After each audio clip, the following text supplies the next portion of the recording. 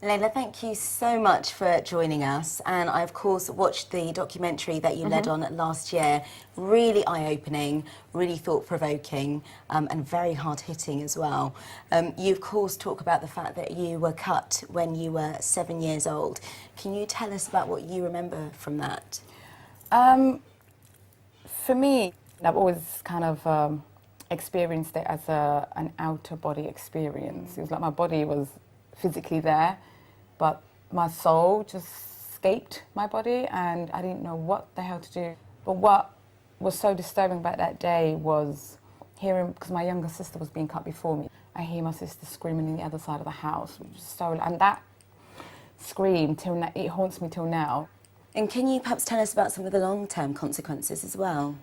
If I give an example of the most practiced FGM is type 3, which is referred to as the infibulation type, where they remove the large labia, the small labias, the clitoris, and then pull the skin together to a point where you have a small hole and not even a matchstick can get through. And they take 20 to 40 minutes sometimes to urinate because there's nowhere for the urine to come through. I always find it really strange because the communities that practice FGM embrace having children, but you're not allowed to talk about sex. You're cut so you don't have sex, but you're expected to bear children. Can you tell us about some of the pressures that people like your mother must be under for them to put their child through something like this? She made me understand the pressure she was under, because you have to understand, if you don't have this done, it's like really going into a society. So if you want your daughter to be marriageable, you want your daughter to be married to the right family, to a good family. As a child, if you don't have this done, if you touch a cup, it will be considered dirty. Nobody will play with you in school. I mean, it's to control the girl child. Tell us about how many women you've dealt with in the past year that have been affected by FGM and some of the health problems that have arisen. I run a clinic in the hospital for pregnant women, and we estimate approximately about 300 women a year come through the service with FGM. They will have a lot of scar tissue in that area, and that means that it's very difficult during childbirth for the introitus, we call it, the opening, to basically stretch easily for when the baby's head comes out. And that causes problems. Sometimes it means that they're much more likely to have a tear, for example, or have to be cut. They're much more likely to have a postpartum hemorrhage, an infection after childbirth. Unfortunately, in some communities, there seems to be this idea that the man has to open a woman.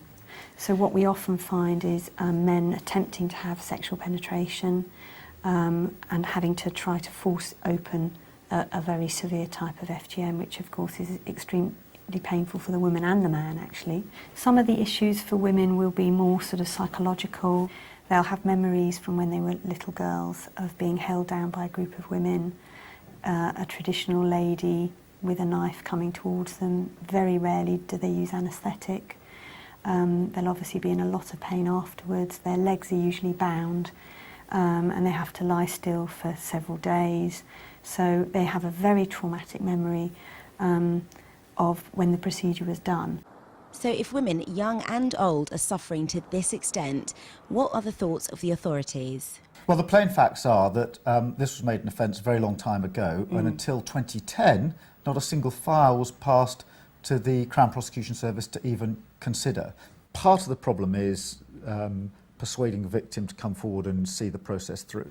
People need to talk about it, people need to know that it's criminal, and they need to be thinking, if I get to think or believe that FGM is going to happen, I really ought to be telling somebody in authority about this so something can be done. I refuse to take on FGM as my culture, and the only way I see that, it's abuse and it's violence against women and children. So I refuse to embrace that as my culture. If you found that disturbing and you want to do something about it, have a look at our website where we've got more information about FGM and how you can help to make a change. Please do that. And if you're affected by the item and would like to seek some support or advice, please contact the NSPCC's 24-hour hotline. The number is below.